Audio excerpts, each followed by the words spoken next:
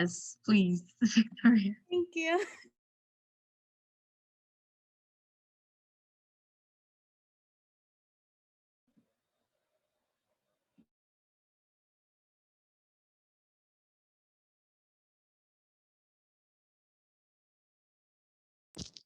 I got it to work on my phone. All right, I'll just start again. Okay, welcome everybody to our event today. We're having an OCAD Get Motivated event. So now I'll open the floor for introductions of our official executives. Okay, I'll go first. Okay, so my name is Victoria Ugunowo. I'm the OCAD president.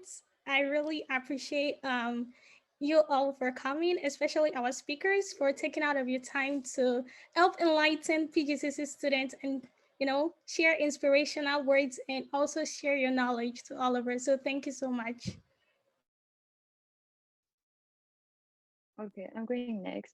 Hello, everyone. My name is Moqaddeh Salsani. I'm the treasurer of the CAD Club. Thank you, everyone, for joining today.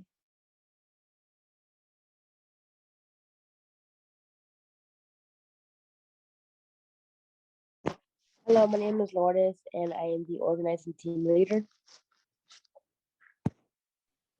Hello, everybody. My name is Ian. You can call me Ian. I am the Vice Secretary of the OCAD Club. Thank you for being here today.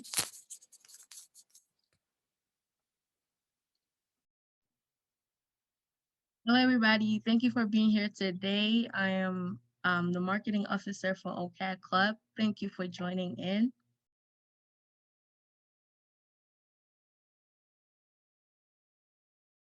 Hello everyone, my name is Antonia Gulade. I'm so sorry I can't show my face right now, but I am the PR officer of the OCAD Club, and it's nice to meet everyone. Thank you all for being here.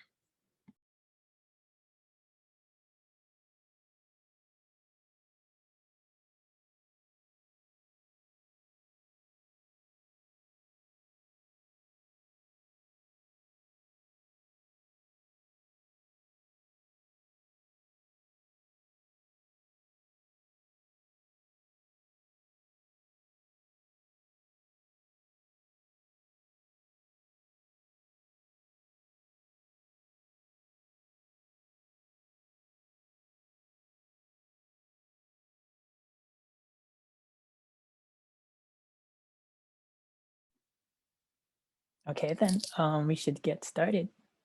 So for our first speaker, we would like to welcome our first speaker, Ms. Qiara Gardner, a coordinator of the Special Scholarships Program. The Scholarships Office has been really helpful and enthusiastic in encouraging students to apply for scholarships. And today, as she always does, Ms. Qiara Gardner will be speaking about where to find scholarships, how to reduce the stress of applying to, how to reduce the stress of applying and how to create a strong scholarship application. We hope that the information she gives you today will be beneficial to you all, and it will encourage you to apply for scholarship. So thank you for being here, Ms. Gardner, and I will now pass the mic on to you. Thank you for having me. Again, my name is Qiara Gardner, and I'm one of the coordinators of the Special Scholarships Program Office at Prince George's Community College. During today's presentation, I'm going to share with you all information about scholarship opportunities available at PGCC. I'm going to mention a couple of transfer scholarship opportunities, and then just some tips and tricks I believe are useful for students overcoming procrastination and successfully submitting, their scholarship opportunities. All right, so these are the three different groups of financial aid opportunities: foundation and institutional scholarships, transfer scholarships, and state and federal aid. Please utilize the chat if you have any questions, or feel free to unmute yourself throughout the presentation. All right, so before I begin, I just want to talk about, why do I need a scholarship? Why do you need a scholarship? The goal of the Special Scholarships Program staff is to help students find find money for school. You know, our goal is to help you eliminate as much debt as possible due to, you know, student loans. Each year, over $1 million in scholarship money goes unawarded, and that's every year. And that $1 million is a lot of money. So it's very important to apply for scholarships because there is money available, and you risk the chance of getting that money if you don't apply. School, college, higher education itself is tough. So money should not, you know, be one of those obstacles students have to face. We should be able to focus on our studies and not worry about paying for our tuition and fees, because that's why we want a scholarship. So we can just focus and do what we need to do, okay? Applying for scholarships is a task. It could be tedious, it could be draining, it can be like a second job, but it is so necessary because there is money available. You just have to take the time out to look for it and apply for it. It's really that simple, all right? This first slide is a screenshot of the scholarships page on the college's website. And that's the www.pgcc.edu/go/scholarship. This is the first step you should take while you're at PGCC. This is the first step you should take when looking for money. You know, you're going to visit the scholarship page, okay? Foundation and institutional scholarships are only available to students who attend Prince George's Community College. But, well, not but, all scholarships on this page is for students who attend Prince George's Community College. All right, so on this page, you'll find out information about the individual scholarship opportunities, applications, deadlines, contact information, all things scholarships. This is where you want to start your search while you are a student at PGCC, all right? The college offers over 50 scholarship opportunities. So, and of those 50, maybe half of that money goes unawarded, and we're talking about just PGCC. All right, so there's so many scholarship opportunities that students do not apply for, but there are over 50 opportunities at Prince George's Community College. All right, so once you're ready to begin actually applying for the scholarships page, I'm sorry, for scholarships, foundation and institutional scholarships specifically, you're going to click the link, and it's going to take you to the academic works page.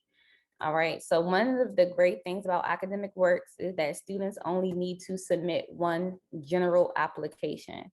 All right, so of those over 50 scholarships that I just mentioned, you only need to submit one general application. All right, that general application is going to ask you, you know, basic information such as your name, contact information, student ID, your program of study, and a few other questions. Okay, and then that information is going to be used to kind of match you to scholarships in the system. So the system is going to take the information you give them, and they are going to say, okay, Qiara is a nursing major, so these scholarship opportunities for students in the nursing program may be for her. So they're going to automatically match me to potential scholarship opportunities. And that's just from that general application.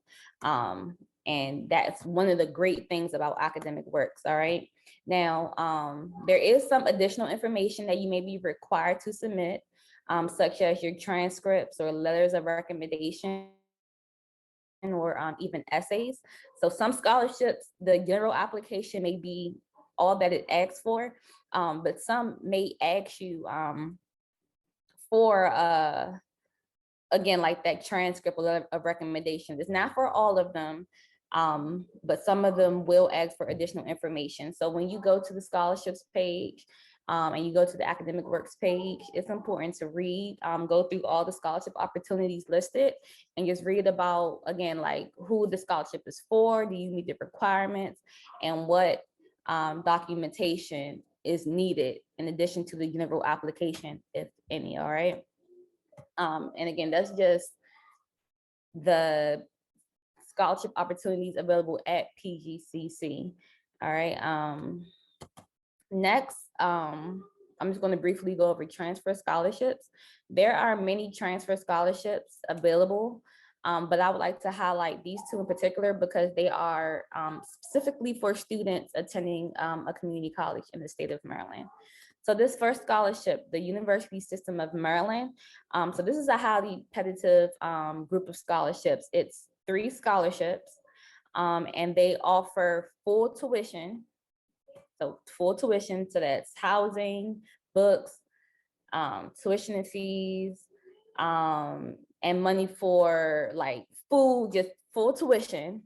I'm sorry, full scholarship for students who plan to attend a 4-year institution, public 4-year institution in the state of Maryland. So a lot of our students like to transfer and attend UMD, College Park, so University of Maryland College Park. UMD is a part of the University System of Maryland scholarships. So if you apply for one of the transfer scholarships under the University System of Maryland, you may receive a full scholarship to attend the University of Maryland, which is major because if you don't know, UMD is very expensive. All right, like 1 year tuition is more than, I'm sorry, 1 semester tuition is more than the 2 years most students take to earn their associate's degree at Prince George's Community College. So keep that in mind. So these scholarships, again, it's a group of 3 scholarships. 2 are for full-time students who are planning to attend full-time, and then 1 is for part-time students. But these scholarships, they usually open around this time. And the special scholarships that try to, once we get the information that the scholarship is available, we try to share that with the college community. So that will be through a notification through Navigate. That will be communication to your student email address or at one of the workshops that we host. So if you are interested in one of the University System of Maryland scholarships, contact the Special Scholarships Office. I'll share my contact information at the end of my presentation, and we can share more information. Just keep in mind that this scholarship, because it's such a big deal, again, if it covers everything, they are looking for high achieving students. So if you have at least a 3.5 or higher, this scholarship is for you. All right.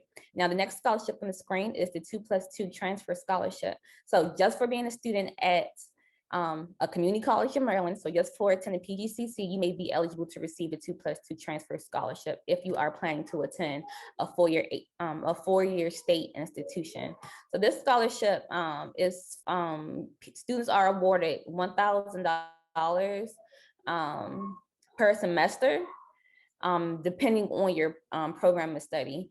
I'm sorry, $1,000 or $2,000 per semester, depending on your program of study. So I believe the $2,000 are students that are majoring in a STEM program. So if you're like in engineering, I do believe nursing falls under that. I can't think of the top of my head, but you will receive, the $2,000 per semester. But if let's say you are a theater major, you may receive that $1,000. This scholarship does not have a GPA requirement.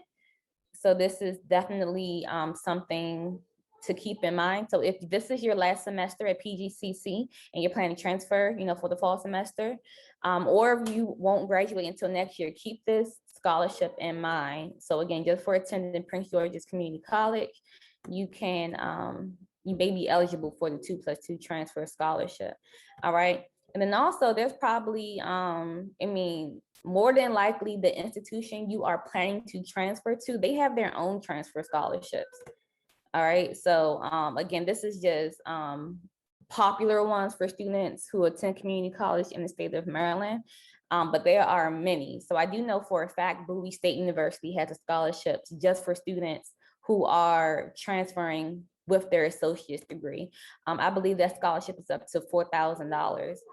UMB, back to that, because these are popular schools our students attend.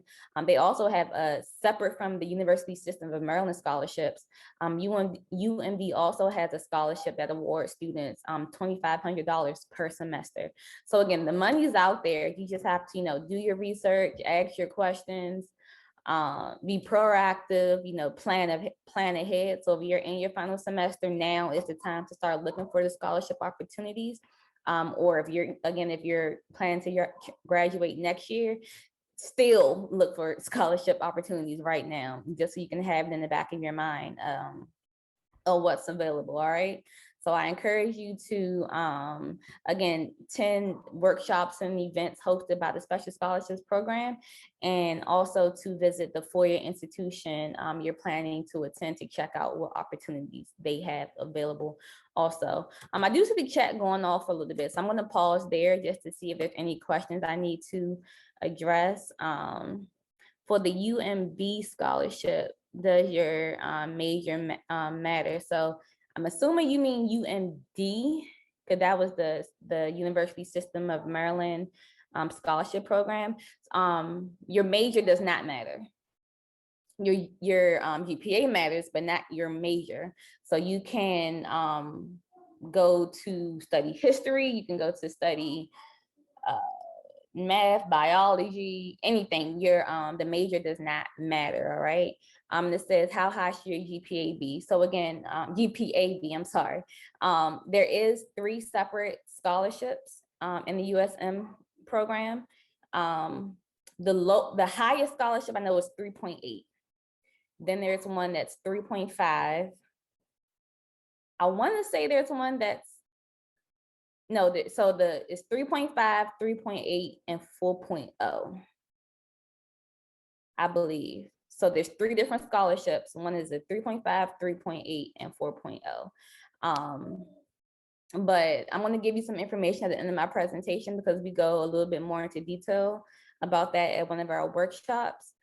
Or you can email scholarships at pgcc.edu. For more information. I'm going to type that in the chat for you all. All right.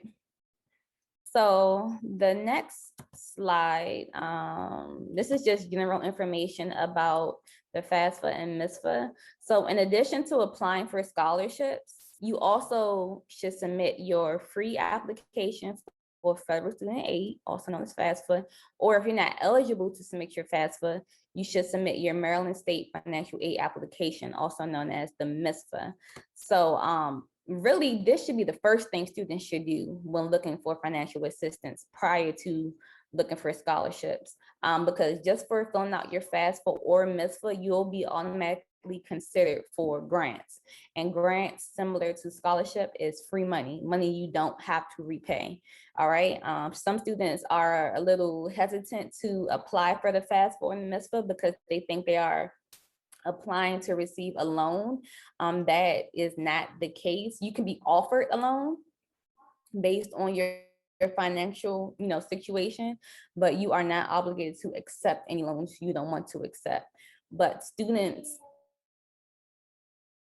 like 8 out of 10 are offered grants just for filling out their FAFSA or their MISFA. All right. So students who are a U.S. citizen, a permanent resident, or eligible non-citizen, the FAFSA is for you. If you don't fall into one of those categories, you should fill out the MISFA if you are a Maryland resident.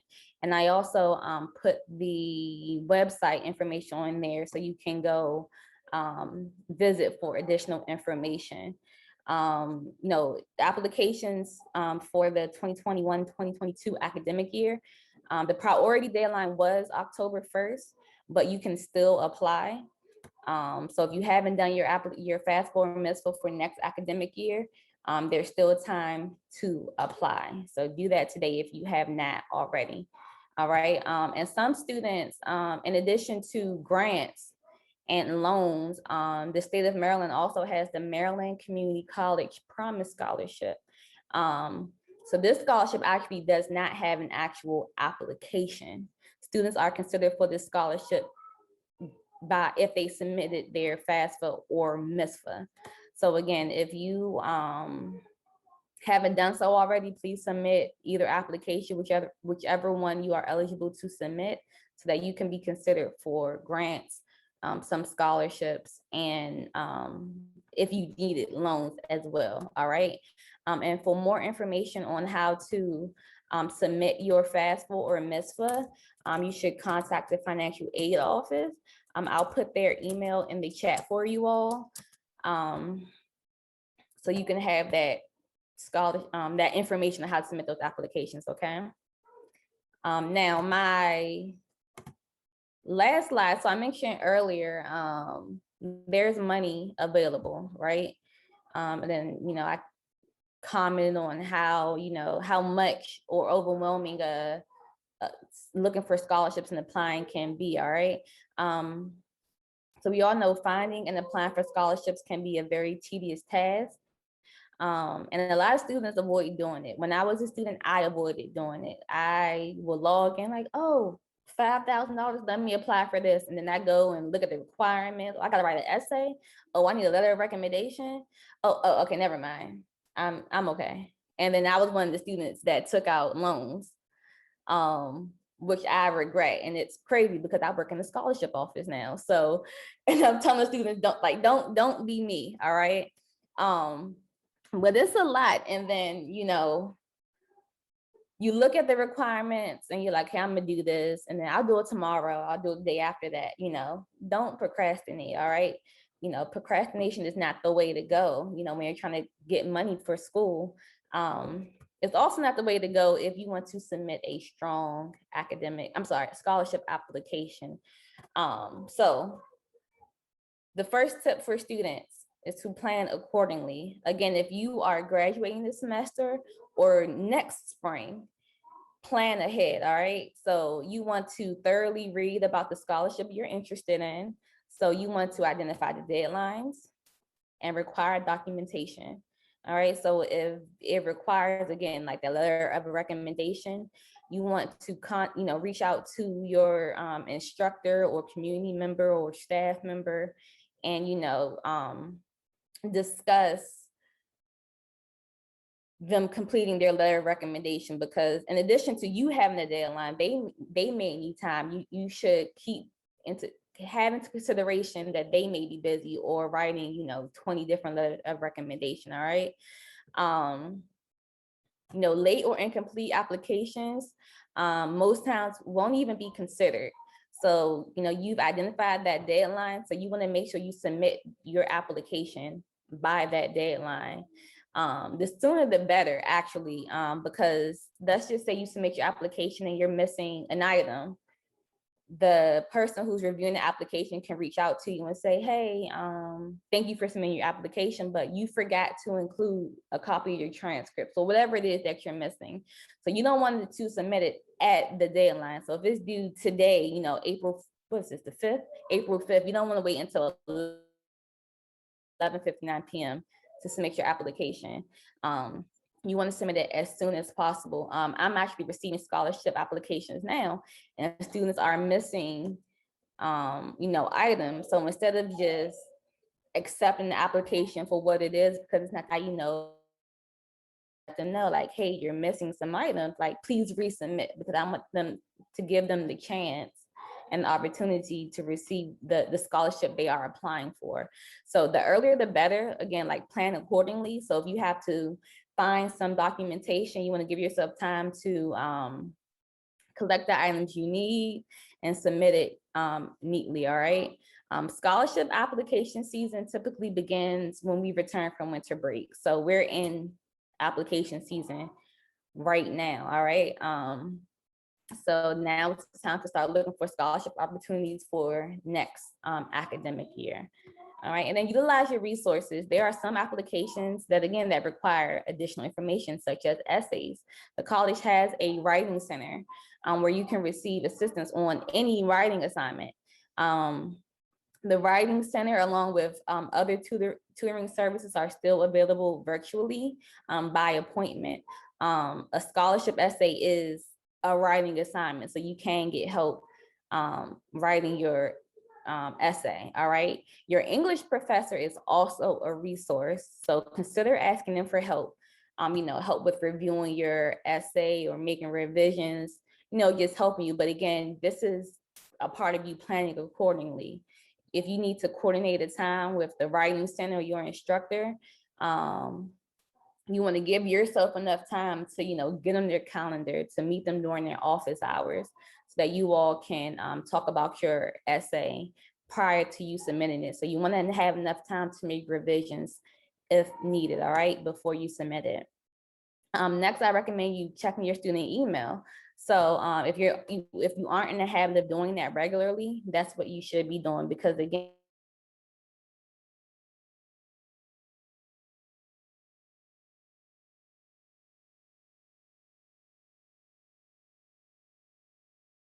regularly, you want to log into Navigate also. And in addition to your personal email address. So if you are, so back to the example about the scholarship application I received, I emailed the student back to let them know that they were missing information. So if they submitted their scholarship application, but didn't check their email since then, they don't know that I reached out to them for more information. So you definitely want to check your email regularly, okay? Reminders are often sent to your email. And there's sometimes the option to add it to your calendar, and that's super useful because, a reminder will pop up, some type of alarm to say, hey, something's due today. So reminders for me is super useful. And just putting things on my calendar because I have all types of things happening. So to keep myself organized, I use my calendar. So that's something that you should consider also, all right? Then don't be afraid to ask for help. That's what the staff and the Special Scholarships Office is here for. We're here to answer your questions regarding scholarships. We're here to assist you in any way that we can.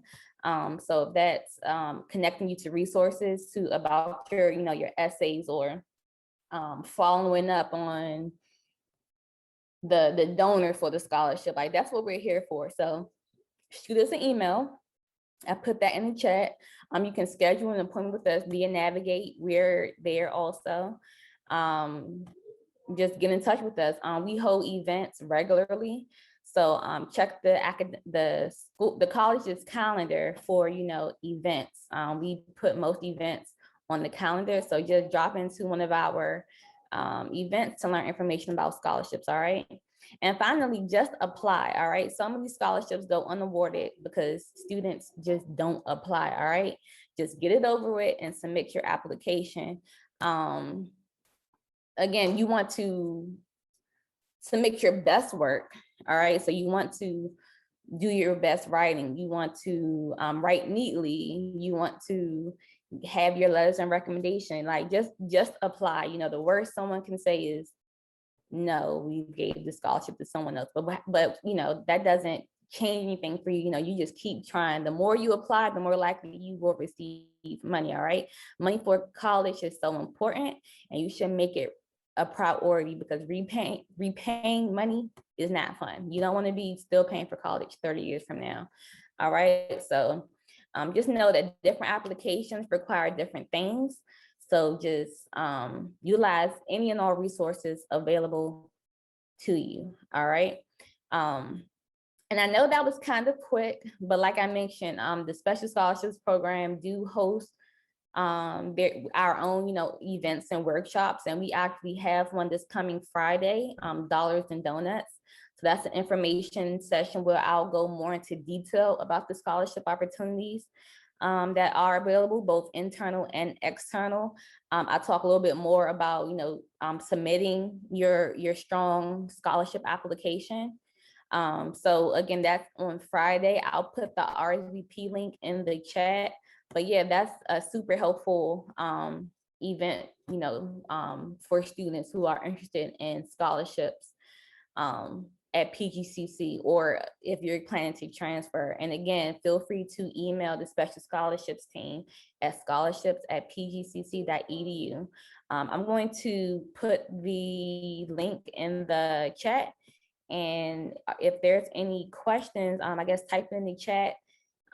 or unmute yourself. I don't know if I went over time. Just let me know.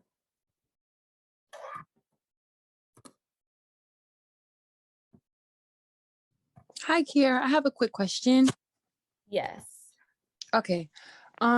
So I may have to drop one of my, okay, well, I'm in the Promise Scholarship to preface what I'm about to say. But I may have to drop one of my classes, and that class completes my 12 credit requirement. So if I drop that class, will I have to submit an appeal to the scholarships to let them know why I had to drop it?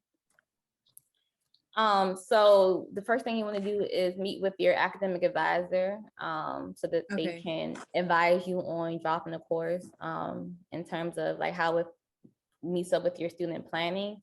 And then from there, you may have to speak to Ms. Kim Johnson, who is the manager of the program. But no, if if dropping the class is what you feel is the thing that you need to do, then go ahead and drop the class after you spoke to your advisor. And if you if you're already on probation, you'll receive information about submitting an appeal. If you aren't on probation, you'll be placed on probation, but information about that will be communicated to you. Okay, thank you so much. You're welcome. The RSVP link to Dollars and Donuts this Friday is in the chat. So please, if you want more information about the internal and external, please join us at Dollars and Donuts. We are raffling off gift cards, so that's a little incentive to get you to come. Again, like I know I kind of went through this fast, but that was just really general information. But are there any other questions?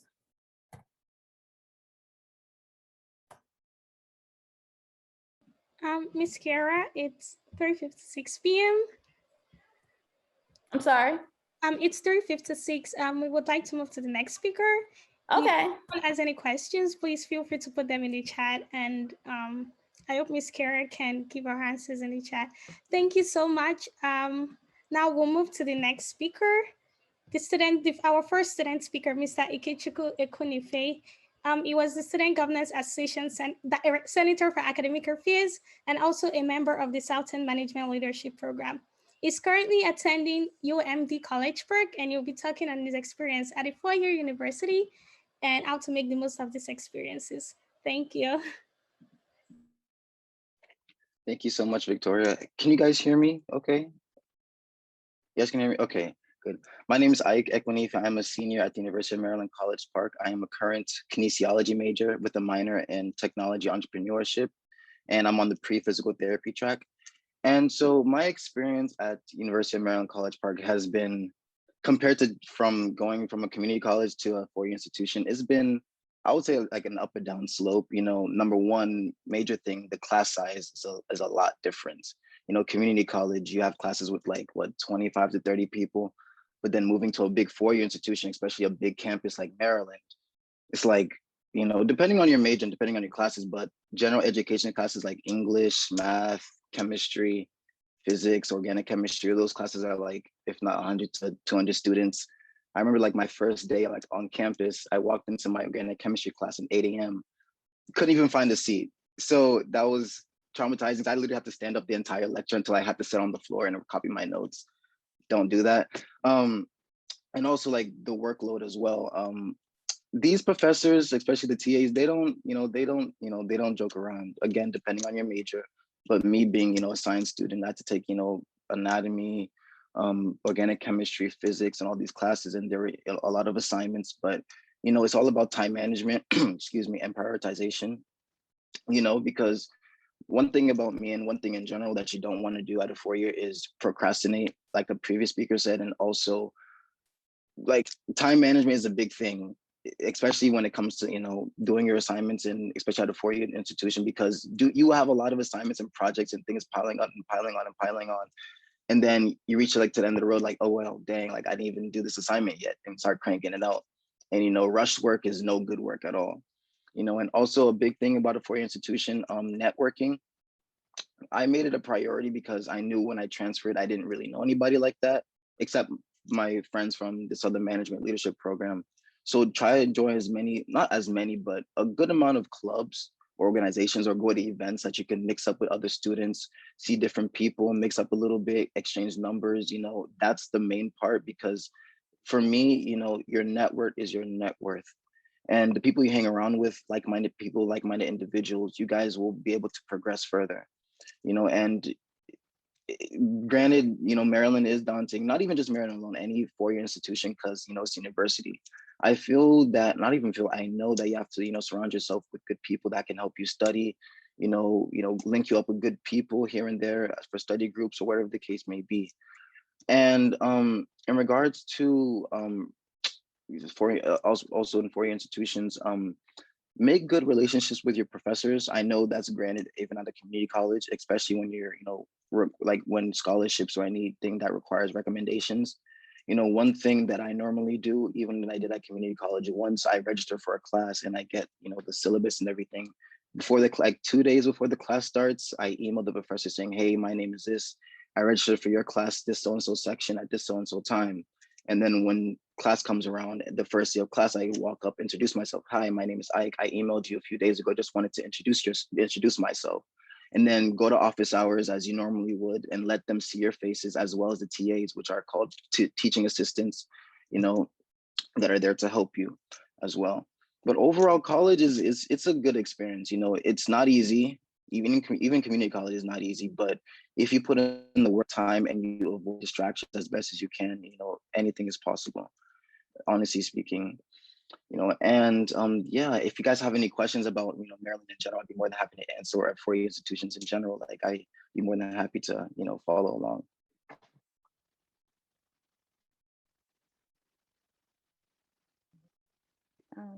Thank you, Mr. Ekwunife, for a great talk. And I think we all had it was very helpful for everyone who's transferring. So does anyone have any questions? I think I saw one. Hold on. How big are the classes at Maryland?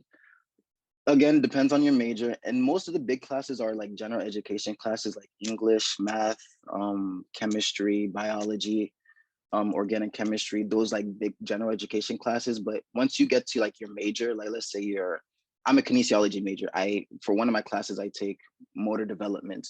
We're like 50, 60, but big classes like general education classes, like you would take at, a PG community college.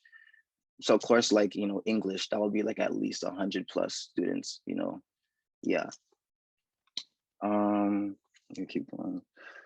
How different are the exams? What advice would you give when preparing for the exams? Exams are difficult. I can't lie. Exams are difficult. Some professors are out to get you. No disrespect to them, but the exams are hard. Some are easier than others, but if you prepare enough, I will say that. One thing that helps me, I use Quizlet a lot when studying, making flashcards. Personally, I don't like study groups because I get distracted. Even if I'm not friends with the people in the study groups, I just prefer being on my own. That's just how I've always been. And relying on your TAs, your teachers' assistants, people who are second in command, like after the professors, they know the material just as well as the professor. And they also most of them are graduate students, if not some of them are undergraduate students as well. So reaching out to them saying, hey, can you help me with this so-and-so topic? I don't really understand it. They will actually take the time to teach you, the material. YouTube videos help, good notes as well. Relying on your classmates as well. If you have friends in the class, make new friends, network a bit, and you should be fine. But the exams, I would say on a scale of 1 to 10 on rate of difficulty, it's like about a 6 or a 7. And if you don't prepare, then you're just doing yourself a disservice. So it's all about, time management and preparing so you can do best for yourself. And do you use a study planner? If so, is it physical or virtual? I have a physical study planner. I normally in the mornings, I literally I usually have a note journal that I plan out my day, whatever I need to do, starting from, obviously most priority to the least priority, things that I need to get done, especially when it comes to assignments. I don't like last minute anything, especially in college and having a difficult major, difficult classes. When you put things off to the side that need to be done really fast, and then you forget about it, it tends to not work out in your favor, because it looks bad on yourself, especially in a class like this, because you're in a class of 200 plus people, and there's only one professor and let's say 1 or 2 TAs, if not more. More than I don't want to sound difficult or anything, but you kind of are just a number, but you are what you make it. In your experience at a 4-year institution, yeah. But in my regards to study planner, I have a physical one that I usually use. Yeah. Any other questions that you guys have? I don't think I see any in the chat anymore. Yeah. Oh, how do you manage your time? How do I manage my time? Me personally, I actually write out what I need to get done. And one thing I love about Maryland, we have this, you guys, PG, I think they have Blackboard. I'm not sure if they still use that, but Maryland, we have Canvas or Elms, that's what they use. And, they actually have a to-do list for you. So for example, if you're taking 5 classes, if you go on to Elms, your to-do list will say, hey, you have an assignment due this so-and-so day. You have all this to do this week. And once you get that done, you can check it off and it will clear for you, basically. So today, if I log onto Elms right now, I would see 2 things on my to-do list. If I get them done, click it, next, and that exits, and that's how it goes. So that's also an additional aid to help me out with that. Maryland's a good school, I'm not gonna lie. I like Maryland. Did you have to move on campus? So I commute. Maryland is too expensive. And plus I transferred in my junior year, so there wasn't really, I personally didn't really see a point, and I drive 25 minutes to Maryland. I leave around 7:30 a.m. and I come back around 10:30, 11 p.m. at night, just because I have practice and stuff like that. I'm doing sports as well on campus, but that's not, everybody. But me personally, I commute to Maryland. Yeah. Are the classes remote at UMD and so yeah, classes are remote, but I believe I think the next semester will be in person. And depending on the class size itself, what they did this semester, this spring 2021 semester, depending on your class size, let's say you're 50 or below, classes will be in person, but you'll be spaced out. But a big lecture, I'm taking physics, obviously that has to be virtual because there's too many people, and our labs are online as well. Some are hybrid, some are strictly online, and some are actually on campus. This semester, I only had 1 on-campus class, but the professor did say it was optional for you to come. I only came once, and I was like, there's just no, I'd rather just be at home and do it myself rather than drive to campus just for 1 class. That's just my preference only. Yeah. Okay, so if we don't have any other questions, we can move on. Thank you, Mr. You can just call me Ike, thank you. I think there's one question. I'm not sure if I can answer that, or just due to time constraints, I'm not sure. If you can just give your answer in the chat. Okay, no problem. Thank you. Yeah. Hello, can you guys hear me? Yes. Oh, I think my mic wasn't working. So thank you. Next, we'll be having Professor Lindsey Dodson, an associate professor for English as a second language in the English department. She is also the assistant honors program coordinator. Ms. Dodson known to craft great essays, and she's popular for producing appropriate essays and resumes that get students very competitive scholarships and other applications. Today, she will be talking on creating a strong essay, resume, and making your application stand out. So get excited. I'm gonna pass the mic to Ms. Dodson. All right, just a minute, I'm starting my timer.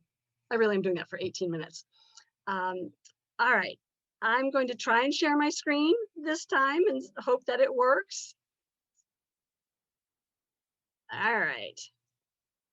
Can you see this screen, my dating much screen? Yes. Okay, good. We'll start with that one. I'm not going through my whole PowerPoint, but as Ms. Gardner mentioned and Mr. Ekwunife, scheduling and your time for your transfer applications. You cannot do a good transfer application or a good essay if you are rushing for time. The process of writing really is the process of rewriting. That's what writing is. So in terms of this dating, we're talking about the calendar. Move the calendar back. Figure out a calendar. What are the dates? When are things due? And write yourself a fake deadline for when things should be due. Don't rely on that actual due date because you'll be late. And as we've heard, that doesn't work. So the timing. The main thing about get to the point, and this is an actual University of Maryland prompt from, they've been using it for several years, but I'm going to use this one as an example. When you have an essay prompt, the main thing is first, you want to answer that particular question. You might not actually like the question. It might not be your favorite question, but that's what they are asking. And so you need to stick with the prompt. And here it's, and I underline particular words to pay attention to, where it says, describe the neighborhood or community you grew up in. How has it shaped your dreams and aspirations? And how do you intend to use your educational and professional goals to impact the UMD and beyond? So there are several parts to this prompt. And the best thing, one of the things you can do in writing your essays is use the language of the prompt. But you also need to dig deep. That's my next screen that says dig deep. You cannot have surface sentences. You know, describe the neighborhood or community you grew up in. It's about giving those factual statements about what was your neighborhood like. Was it houses? Was it apartments? Were there no parks? Were there a lot of, elderly people? Identify and then describe and connect that to you. Were you the only young person in the neighborhood? And how did it shape? That's the next part of this prompt. How did it shape your dreams and aspirations? Did growing up around all older people lead you to want to be a nurse and go into gerontology? Well, make that connection. Did you grow up in a neighborhood that was, farms and people weren't around very much? You couldn't see your neighbors, but you grew up in animals. Is that leading to where your dreams and your dream job are in the future? So it's not just listing facts. It's about digging deep and making the connection to you. How has it shaped your dreams? You have this dream job. You want to go to College Park or American or Towson or Bowie State, wherever it is that you want to go, but why do you want to go there? Making that connection all the way through all of your sentences and your essay as to, this is me, this was my childhood, this was my neighborhood, this is who I am now because of that neighborhood, and this is why I'm taking all of this experience and it is leading me to Bowie State because of the particular program that Bowie State has that matches who I see myself 5 years down the road. So it's about digging deep, not just my neighborhood had lots of old people or my neighborhood was all apartments. Yes. So what does that mean? So again, the process of writing is the process of rewriting, that you will start answering this prompt and then let it sit for a day. Because things will come to you later in the day. Things will come to you while you're eating dinner. Things will come to you while you're driving to, the grocery store. And you'll think, oh, I need to add that. Then you go back and edit and rewrite and add more information, and then let it sit for another day. But if you are running late on your time schedule, you can't let it sit enough to make it solid. So if this essay is due March 1st, then you pretend it is due February 15th, and you start working on it in December. Really, in December, yes, because you don't have homework in December. You're not in class in December for the most part, which means you can focus on your applications. And you're working on multiple applications at the same time, because this prompt might lead you to answer a different prompt for a different application. So working on things, multiple applications at the same time. But picking apart this particular prompt and say, okay, there's a describe part, there's a shape part, there's an intend part, and there's a goals part. There are really 4 parts to this prompt, and you need to address each part of the prompt. So that's going to take a little bit of homework and time, but write a draft and let it sit, and then go back to it and tweak it and let it sit, and then tweak it some more and build it up so that it is solid. Again, this dig deep, this is about going much deeper than the surface of this was my neighborhood. In your applications, and when you talk about why you want to go to that particular school, you have to dig much deeper than, oh, it's a good school. They're all good schools. Why that particular one for you and your particular degree? The school knows it's good. The school knows it has good faculty. The school knows it's, great and on the, some list somewhere of being a good school, but you have to dig deeper than that. What are the faculty at the 4-year school doing that inspire you or fascinate you? And then make that connection. So that also means going to the 4-year website and seeing what the faculty in your future field are doing in terms of research. So dig deep and make the connection. This, in terms of considering the umbrella, is, are you under the whole medical world umbrella? There's a lot under that medical umbrella, or the computer related umbrella. Those are big worlds. What's your particular path? What's your dream job? Remember, you need to sell yourself to the 4-year school because they're getting hundreds of applications. And what makes you stand out? What is it about a particular issue that's going on in the computer world or the computer gaming world and where it might be in 3 years? Because we know the computer world is changing rapidly. And so where do you see yourself on the beginning of something new in the computer world? Mr. Ekwunife mentioned clubs and organizations. So in terms of your application and your essay and your resume, get involved now. Get involved at the 2-year school, get involved at PGCC, a club that is related to your own particular passion and interest, and or a club that's related to your field of study. Start getting involved now. I'll talk about that on the resume in just a moment. When you are doing your transfer essay, go look at the 4-year school website and see what clubs and organizations are there. And then in your essay, your statement is, at College Park, I will join. So make it a good, strong sentence.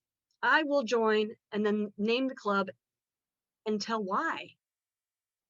Make that connection to your own personal passion or interest and or your degree program.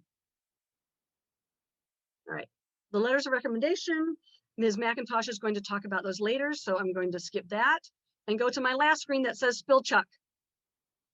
You must spell check your application. You must. You're not going to John Hopkins. It's Johns Hopkins. Yes, it's odd, but that's the name of the school. So you have to do all the spell check with every word, every capitalization, every comma, every period in your application, and that takes time. So let me come back on screen here for a moment. I think writing an essay actually might be kind of fun because you get to have this conversation with yourself about what is it you really want to do? Where do you see yourself 5 years from now? What is your dream job? Maybe it doesn't exist right now, but you have this path of how you want to get there. And how is that school going to help you? And how you want to use that school to get where you want to go on this path toward your dream job. So the strong application and the essays that take time. So in terms of a resume,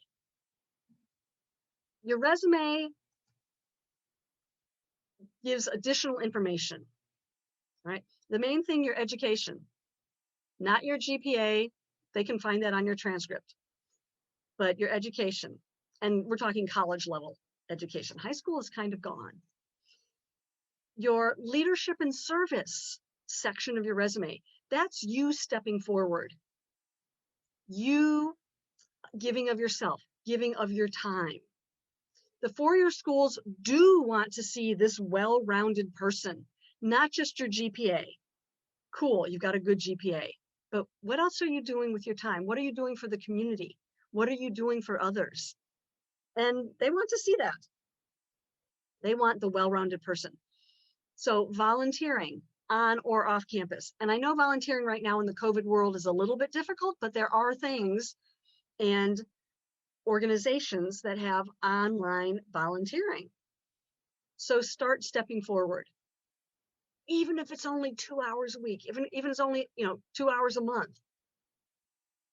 If it's a Saturday morning, it's only 2 hours, but you're giving up your Saturday morning. That says a lot about you, that you have this understanding about you in the community, where your place is in the community, that it's a community responsibility to give your time, your ability. Who are you helping? When are you helping? Step forward. So your leadership and service is about you stepping forward, being a member in different clubs and organizations, being an officer, and those are two different things. So it will go on your resume twice. Member, officer, those are two different hats. You're doing different things. Volunteering on or off campus, or on and off campus.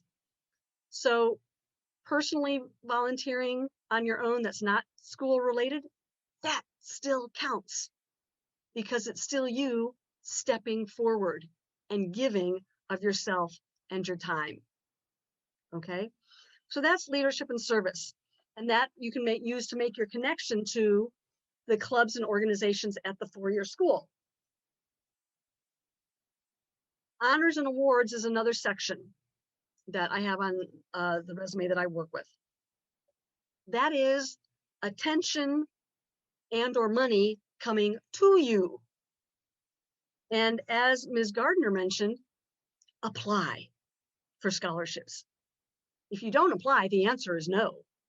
If you do apply, maybe yes, maybe no. And as she said, there's a lot of money that's not being used. Oh my gosh, it's like throwing money, literally just throw it down the waste disposal in the sink, just throw it away. That's really sad. If there's money out there, why shouldn't it go to you? So apply. And something that also happens in life is that often when one student gets some scholarship, that same person often gets 2 or 3 different scholarships because the first organization that gave that student money has sort of approved and okayed that student for their money they have, where other organizations might say, well, this student's already been approved by somebody else. They must be good. Let's just jump on that line and give that same student more money. So that often happens, that you get one scholarship and you might get, money from something else. The Maryland state delegate, there's money, state delegates all over the state of Maryland have money to give to students, and it doesn't get used. So start doing a lot of research, find out information out there. There's money for you. So honors and awards is information coming to you. Dean's list each individual semester. If you're a presenter at some workshop, that counts because you were invited. So that's an honor. So start participating, start volunteering. The four-year school does want to see the whole well-rounded person. Work experience. Now, sometimes on the resume, the section will say relevant work experience. And maybe your work experience isn't relevant to your job. So then you could create your section that says work experience. Even though it's not relevant to your particular job, you having a job while you're in school says something about you and your ability to multitask, to balance work, school, life, all of this, and still get good grades and maybe still get a scholarship. So having a job outside of school while you are taking classes does say something about you and your ability and strengths. So do put work experience on there, even if it's not necessarily related to your degree program. And then your skills. Microsoft Word isn't really a skill anymore. It's like 5-year-olds know Microsoft Word, but PowerPoint, Excel, your languages, add that onto your resume. The person reading your resume might not recognize all those languages, might not know where Amharic is spoken, or Ma, or Igbo, or Tagalog, but it makes you stand out. Not everybody speaks Tagalog. Not everybody speaks Amharic. So it makes you stand out. So list those languages. Maybe you're taking beginning Spanish. That's great, because that also says something about you in culture and interpersonal communication. So you can say beginning Spanish. That's great. It makes you stand out. So languages, and that includes computer languages. Do you know C++? Do you know Linux? Do you know those other computer languages that I don't know? List those. So those special skills. It might also include some of the like chemistry lab specific skills. I don't know exactly what all of those are, but I have seen them on some other students' resumes. And so those are things that, hang on, that was my 2-minute warning. That makes you stand out. Because remember, the four-year school, or if you're applying for an internship or applying for a job, there are many students applying to the four-year school. There are many students applying for the internship, and many people applying for a job. So make yourself stand out. So education, leadership and service is you stepping forward. Your honors and awards, information and money coming back to you. Work experience. And that work experience, you can, figure out what is it you're doing to really not just say, oh, I work the night shift. Are you managing lockup of a store? Are you managing the end of the day cash? Are you supervising other people at the job? So what are you really doing, and what are those skills that go with that job? And then your skills, others in terms of computer skills, language skills, add those to your resume to make you stand out. So that's what it's all about. Selling yourself and making yourself stand out through your essay. So dig deep, get into the details and explanation. This comes from, essay writing that I teach. Details, explanation, and proof. And then also with your essays, pay attention to the word limits and or the character count. If they give you 300 words, you have to get to the point. 300 words is not very many. So really get to the point and get to, those details. Sometimes there are some single, very short 100-word responses. 100 words, that goes by very quickly. So do some drafts, let it sit, go back to it, and then do some more editing and stay ahead of time so that you are not driving up to College Park on March 1st in the snow to hand deliver an application. I know for a fact that has happened. That's a little scary. You want to get it done ahead of time, sent in, and as solid as possible. So I think that's my 20-minute information session for today. I know there was some chat going on. I'll take a quick peek. Oh, I went long? Hi, Professor.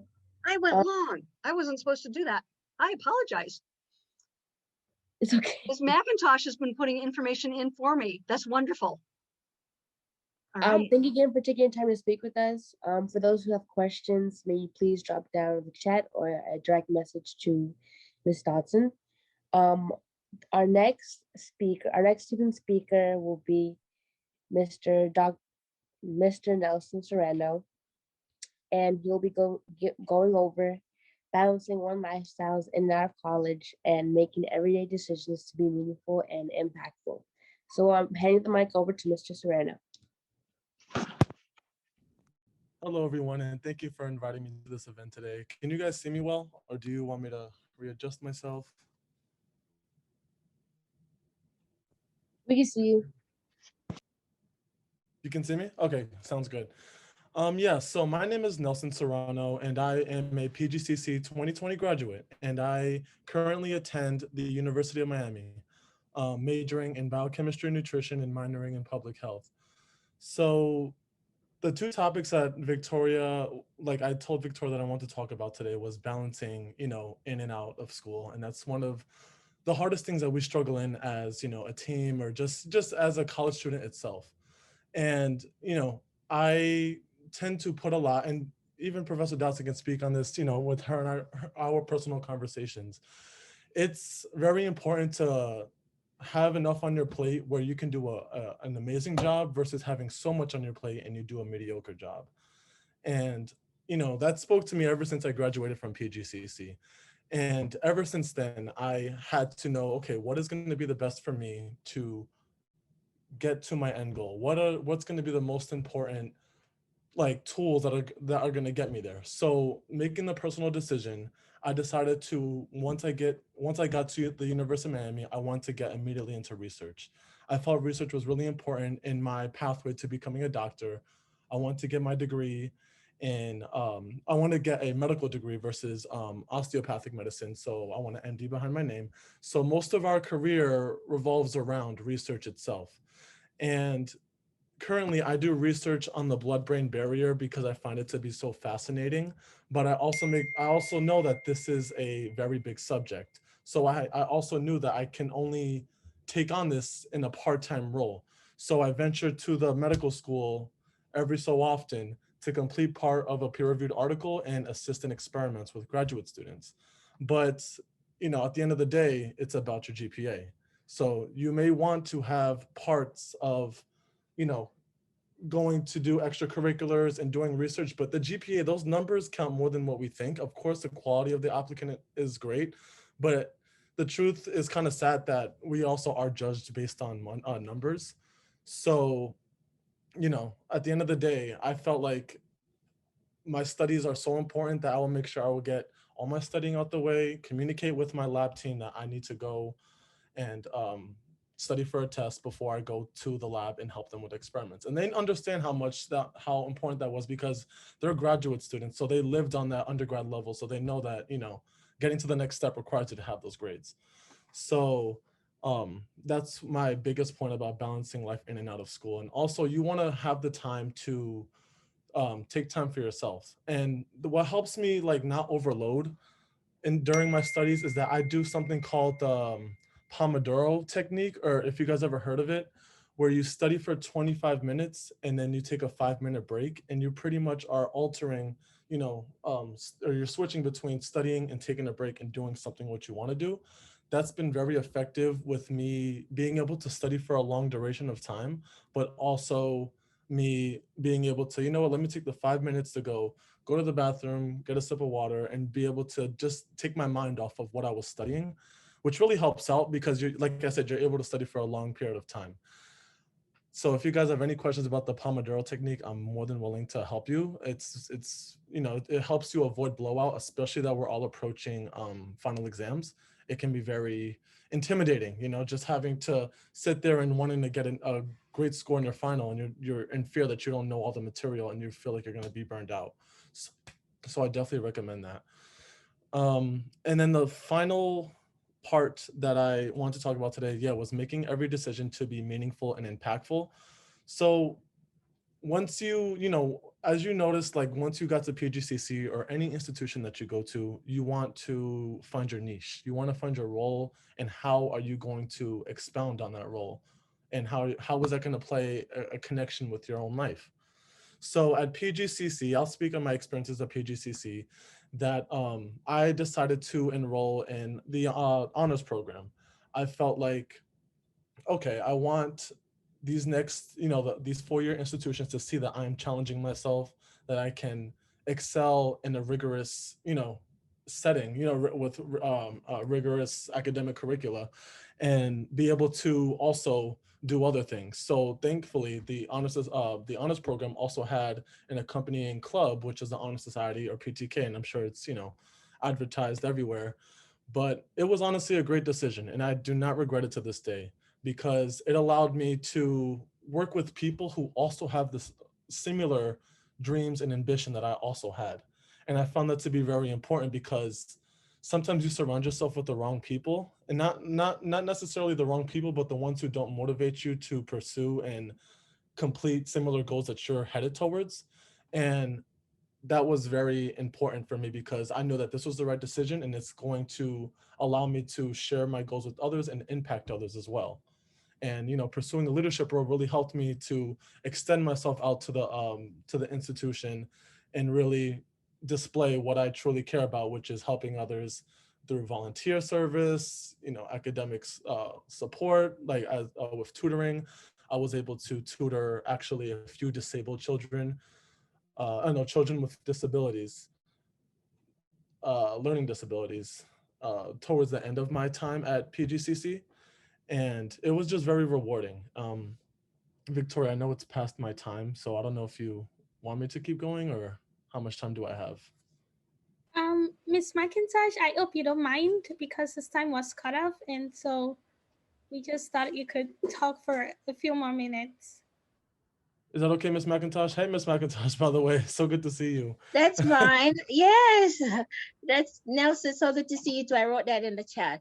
No, please, by all means, I'm on your time. Okay. So then I'll just keep talking until 40, because I believe that came in 5 minutes Yes. after my time. Okay. So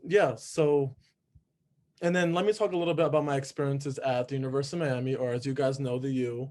I have a lot of school pride. As soon as I chose to come to the school, I was very happy of it. And you're gonna say, "Oh, Nelson, it's just because it's the Miami. I'll live it up."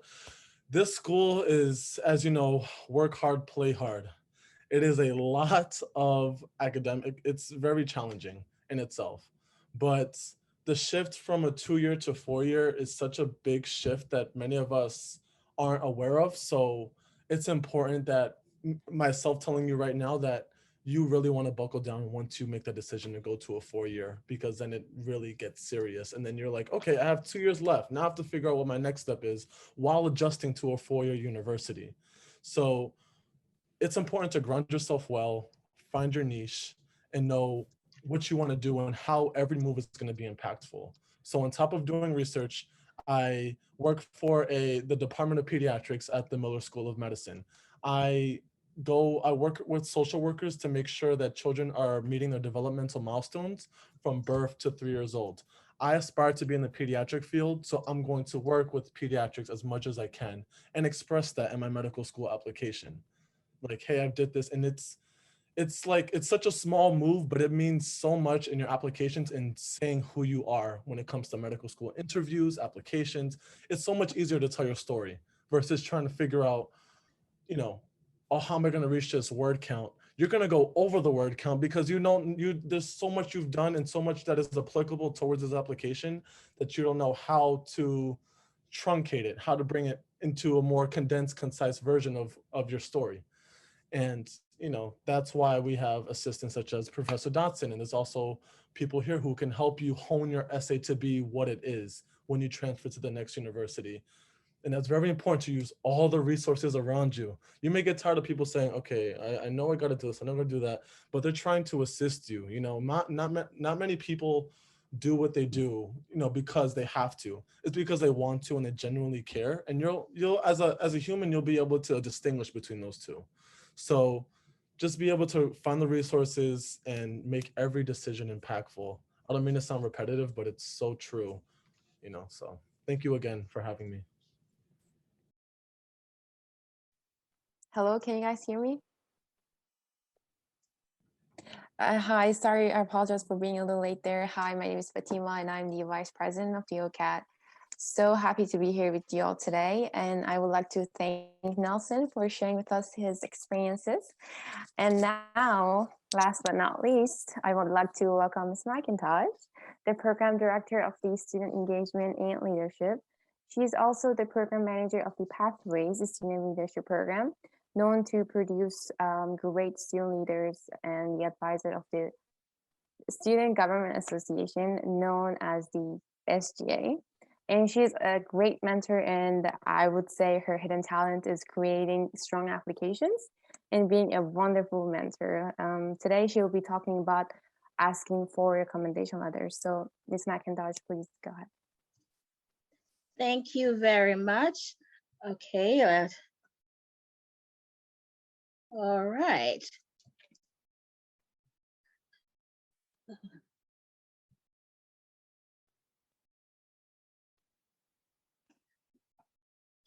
Okay. So I'm going to just talk a little bit about what's the purpose of the letters of recommendation, what do they serve, the types of recommendation, and then tips for obtaining great or favorable letters of recommendation. And that's very key. So when do you usually need a letter of recommendation? If you're applying for scholarships or fellowship applications, transfer admissions application, you might be applying for a research opportunity application, or you might be applying for a job or internship. And so usually these are the cases in which you might need a letter of recommendation. So a good letter versus great letter. A good letter of recommendation will indicate your strong academic performance, list of positive qualities that you have, and in general, just general recommendation. In terms of a great letter, which is what you're striving to get, a very favorable letter of recommendation, it will demonstrate that the writer knows you, the student, very well. It will indicate that their understanding of the purpose of the letter. Is it for a scholarship? Is it for academic purpose, right? What is it that you're applying for? Is it to highlight your work experience? Is it to highlight your leadership experience, or a combination thereof, right? So a great letter of recommendation will give specific examples of your skills and experiences relevant to the opportunity that you're applying for. So again, it's very important that you keep that in mind. So here are tips for obtaining great letters. The very first thing is to network to build a strong relationship. And I was so encouraged when Ike mentioned about when he transferred to a four-year institution and he began developing relationships with his professors, sending them an email, introducing himself, right? That's the beginning process with a relationship. Because you know what? Not many students do that, right? So it's going to make you stand out. It was so good that he shared that point with you, saying, I'm so-and-so, and I will be taking your class, and I'm looking forward to that. Going to your professor's office hours, right? So that you stand out at the end, all right? So it's very important too that you get to know your recommenders as well in advance, right? Before you ask them for a letter of recommendation, going to their office hours, as I shared before, making an appointment to talk to them about what it is that you're exploring, your career aspiration, or what it is that you're looking to apply for, and so that they can ask questions and get to know you better, and that will help them in writing a favorable letter of recommendation for you. It's really hard to write a great letter of recommendation for a stranger, right? A professor, an advisor, they have so many students that go through their class. So then you wait until you need a letter of recommendation to try to foster a relationship. Chances are you're not going to get the best letter of recommendation, right? So build up. Even if you've taken a professor's class, drop in a note. Professor Dodson, hi, I want to, again, thank you for your class. And I just want to give you feedback about what I'm doing and what I'm involving. Maintain, and establish strong relationships with the people that you might potentially ask to write a letter of recommendation on your behalf. So here are some criteria to determining who to ask for a letter of recommendation. You want to know who knows you well, who can describe your work positively, who has a high opinion of you, who is able to write a positive letter, who is able to discuss your personal characteristics and and your capacity to work with others. Okay. So who has mentored, advised, supervised you in a job or internship or leadership position? And then you also want to know who's most aligned with the program or scholarship goals that you are applying for. Okay. So with that in mind, you want to be strategic in asking for recommenders. Okay. So often over the years, students will ask me for a letter of recommendation, whether it's because they were involved in a student club or organization or in the Pathways Leadership Program, or just maybe because I just know them briefly, but not as well as in depth, but they'll just ask me for a letter of recommendation and I'll have to explore a little bit, because if it's for an academic application, whether it's for a transfer, it's best that you'll have a faculty member. Might be much better than me as an administrator, right? But then if you're applying for a scholarship and you're looking for some of the criteria that they want to know about your work ethics, they want to know about your leadership involvement, community service involvement, then I might be the more ideal person, right? So you want to be strategic about who you ask for for a letter of recommendation. Is it academic versus a professional or personal reference? So what I want to say is that a good reference is a professor in whose class you earn a really good grade, right? Did very well, or an employer advisor who has commented positively on your work, okay? But a great reference is that in addition to that, they can also comment on your personality and your passion, okay? So keep that in mind. I also want you to know that it's very important that you give advance notice. Professor Dodson was mentioning before about the time that you set aside to work on your application essay and to make sure you have ample time. The same. You want to give the person who is who you're asking to write a favorable letter of recommendation on your behalf at least 4 to 6 weeks advance notice. Then this gives you some time to send a friendly reminder, maybe 1 or 2 weeks before the submission deadline. This just recently happened to me. A student had sent to ask for a letter of recommendation, and I had some email exchanges back and forth. And it was not clear if I was the best person to write the letter of recommendation for this student, and I somewhat hinted to that in my follow-up. Well, the student at 10:59 p.m. on the day that the recommendation letter is due was when the student texted me and asked if I can send her the letter of recommendation. Well, that's not appropriate, right?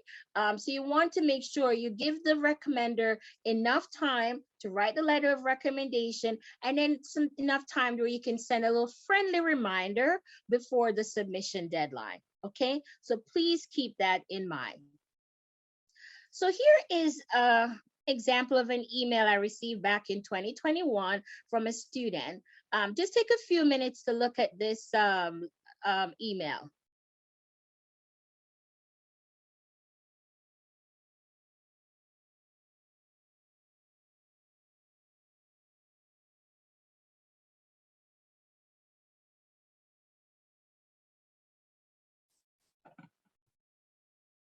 Okay, what's wrong with this email? Somebody can mute and let me know what's wrong with this email.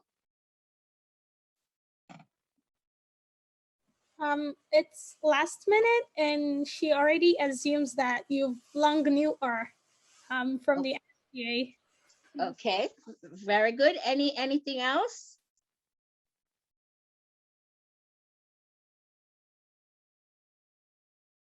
It doesn't say when the recommendation is due, right? It doesn't give the time period. It doesn't provide enough information. Yes, resume is attached, the students indicated, right? So I want you to keep in mind that more often than not, a professor or advisor will not turn down a request from a student, right? But if you're asking for a strong letter of recommendation and being strategic, you might want to ask, maybe you might say, I really enjoy, if it's a professor, for example, that you might be asking for a letter of recommendation, you might say, I really enjoyed your class. I've learned a lot from you and feel like you've gotten to know me well. I'm applying to college X for next year and would be really flattered if you could write me a strong letter of recommendation. Okay. Now, what is usually, you'll give the person out, right? Because more often than not, when you ask a professor or an advisor to write you a letter of recommendation, they're not going to say no. But are you being strategic enough? Now, the way you ask it, they might ask you, they might say, I don't think I can write the strongest letter for you. Who else are you asking for to write the letter? These might be some hints, right?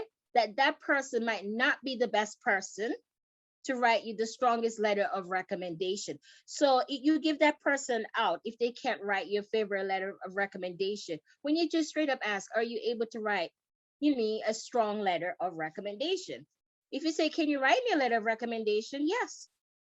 But is it going to be the strongest? Is it going to be the favorable letter of recommendation? You don't know, right? So you're going to be straight to the point and say, can you write me a favorable letter of recommendation?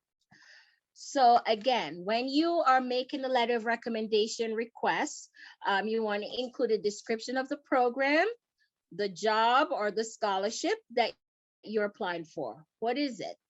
Right? Exact wording of, you want to include exact wording of what should be covered in the letter. Skills, qualification, accomplishments to be highlighted. So if you're asking, for example, myself, Miss McIntosh, are you able to write a strong letter of recommendation? I'm applying for the BB Scott scholarship. Are you able to highlight my skills, my qualification, my involvement, my leadership skill, right? Emphasize what it is that you want that person. Are you able to speak about my academic promise, my academic, competencies, right? You want to list specific and relevant experiences, right? So you want to put together what I call a brag sheet, your resume or brag sheet, to help the recommender getting some insight more about you that they might not know. Okay, so that they can write a strong letter of recommendation. You want to include the deadline, right? And the instruction. Is it that the recommender is going to receive a link where they have to upload a letter? To whom should the letter be addressed to, right? You want to provide all of that information to the person who's writing the letter of recommendation on your behalf. Usually I recommend that you communicate via one email trail, right? So all communication back and forth in regards to this request, try to keep that in one email chain so you can go back, review it. And sometimes you might respond to a question to the person you're asking for recommendation. And when they're now ready to sit down and to write the letter, they at least have one email to go back to and kind of go through. And it's just easier, they don't lose information. Again, be timely and responsive to additional information requests from your reference, the person asking follow-up question. And don't forget to say thank you. This is so important. Following up. I want to thank you so much again for writing a favorable letter of recommendation on my behalf. I want to let you know I received the scholarship, or although I didn't receive, I didn't get admitted to the program, I really appreciate you. And it was an experience for me going through the application.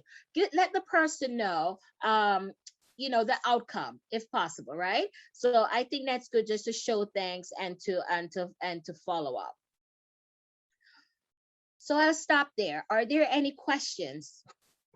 And I'll look in the chat now to see, or Victoria, if you're able to read any of the questions. Let's see if there are any questions.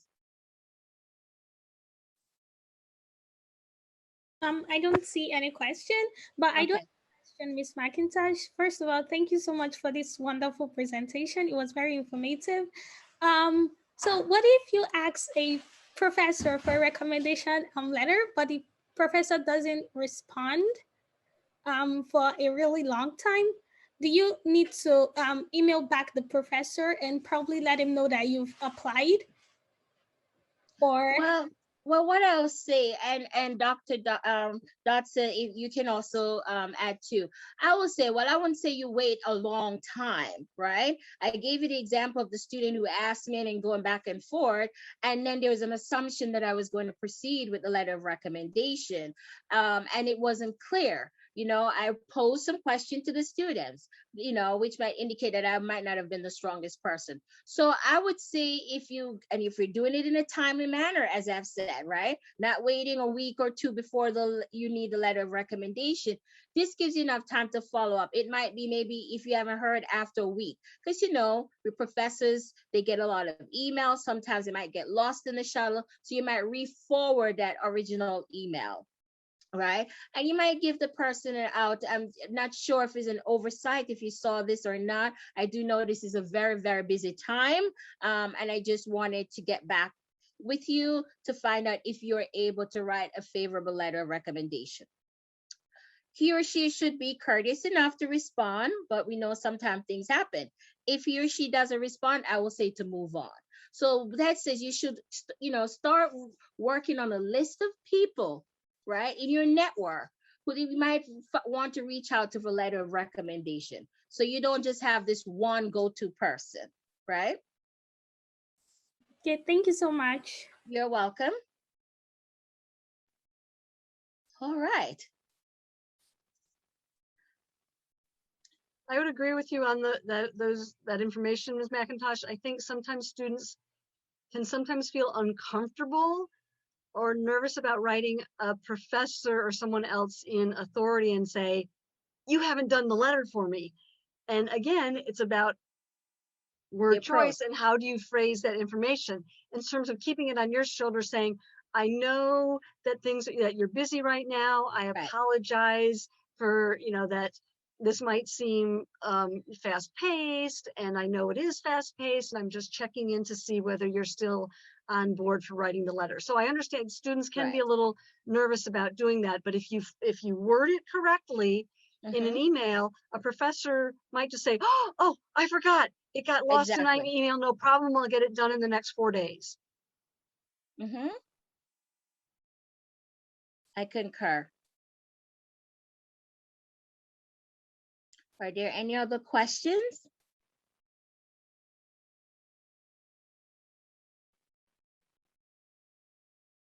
Okay, well, wonderful. I know that you're recording this, so you'll probably have the recording to go back to and to refer back to the slides. Okay, thank you. So you're back on schedule. It's 4:57. Oh, see, my alarm went off. There you go. All right. Okay, stop sharing. Okay. Thank you so much, Ms. McIntosh. You're welcome. And I know Ms. Gardner isn't here anymore, but I do appreciate you all taking out of your time to come for this event. This has been really informative, and I myself learned a lot from this event. And thank you all so much for coming. We promised that there would be a raffle, and yes, there would be a raffle. So I'm gonna quickly share my screen.